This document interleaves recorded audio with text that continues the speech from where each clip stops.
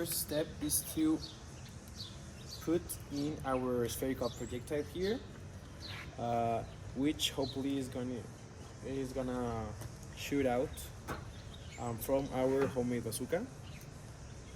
Then we are going to pour a small amount of alcohol, like this.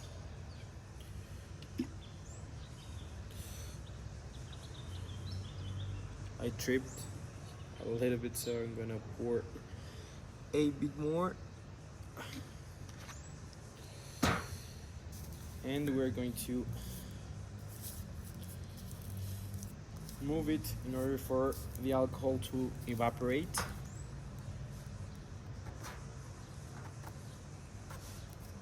Okay.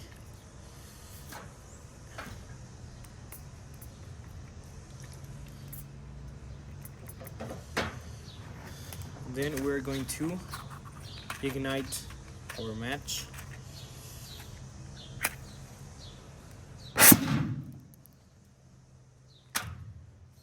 And there is our projectile.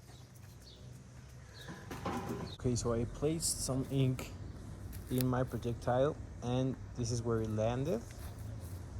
And there is our bazooka. So you already saw the video of our spherical projectile shooting out of our homemade bazooka. So I'm gonna state a brief explanation about how can this happen, how did this happen, and how can our projectile shoot out from our tube. So I'm not gonna dig a lot into chemistry. Basically, we have a tube in which one of the ends is blocked by our spherical projectile, and as it's tightened up, basically our rubber ball has pressure against the metal or aluminum, and our tube is filled up with air. I mean, normal air with 72% nitrogen, some quantity of CO2, oxygen. Then we're going to insert our alcohol, which is a really inflammable substance, and our match is basically our catabolism. So what happened?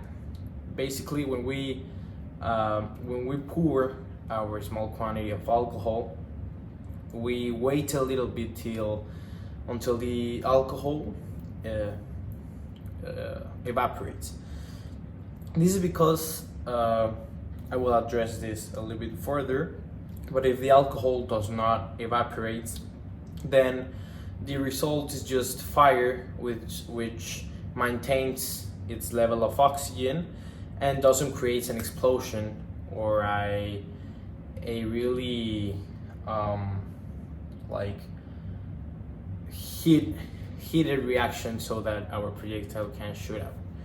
So yeah, basically when we ignite the alcohol with our match, we just have our tube fill up with air and evaporated alcohol. When we ignite that evaporated alcohol, what we do is that we have bigger molecules of alcohol that because of the combustions converts into CO2, which is the result of our explosion. So basically, with this explosion, a lot of energy, and with this change of molecules, it's not a change of molecules. It's a change it's a result of our combustions. The same quantity of atoms there are going to stay the same quantity of atoms there, but basically because of conversion, a lot of heat is released by an exothermic reaction. So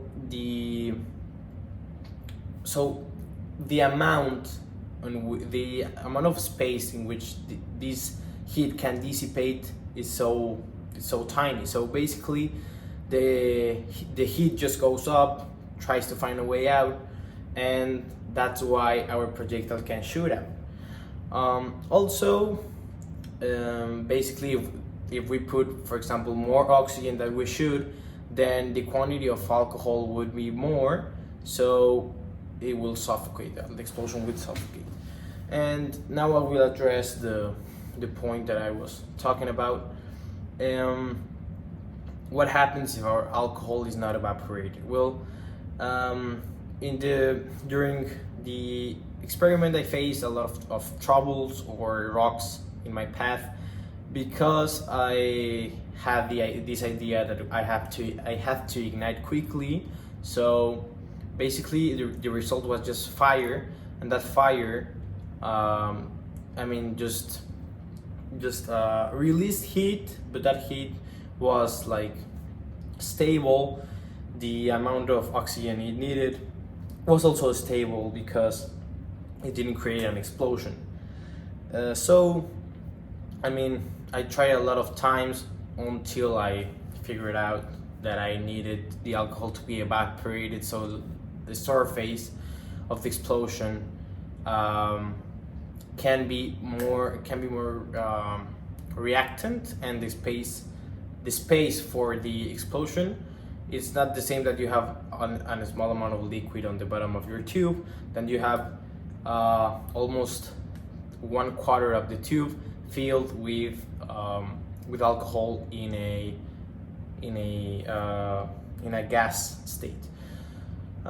So this was a problem I faced, and this is my conclusion without any calculation. This is why the explosion happened. This is why my projectile can shoot out.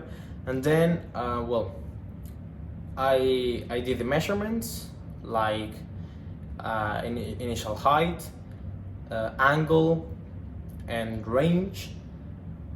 And the range I actually then got it from my calculations. This said, now I leave you my calculations here. I forgot to add that the heated air expands, so also this expansion of the air, also the quickly uprise of the heated air, and the difference of densities, and the amount of energy released by an exothermic reaction, by conversion between all the atoms, because of the change of the combustion. As I just said, you have your alcohol, you have your oxygen, and your air, and basically you went from a bigger molecule that is alcohol to CO2, that is our product of the reaction. So that the energy that it took to break down all that like joints of the elements was released. Then that's why this combustion release a lot of heat, and that's why we use it for launching our project. So the first thing I did is that as we have our time of flight, I just plugged in all our known data, and as we know gravity, as we know height, and knew our time of flight, then using the formula T equals by plus square root of by squared plus 2 by gravity by height over gravity. Then I just plugged in the results, and it gave me the Vy, that it's the vertical velocity. Then with my vertical velocity, I use the formula that the maximum height equals h plus your vertical velocity squared over 2 by gravity, giving me the results of 1.303. And we already knew the vertical velocity, then we could take our initial velocity by just putting your vertical velocity over your sin of your angle, which is sin of 28 degrees. Our distance can be just pulled off with our horizontal velocity, because as we have already our velocity, then we just multiply that by the cosine of our angle, that is cosine of 28 degrees. Then we get our horizontal velocity, and as we have time, then we just multiply our horizontal velocity by our time, that is 0.68 seconds, and then we can get our displacement on our x range, giving me a result of 2.064 meters.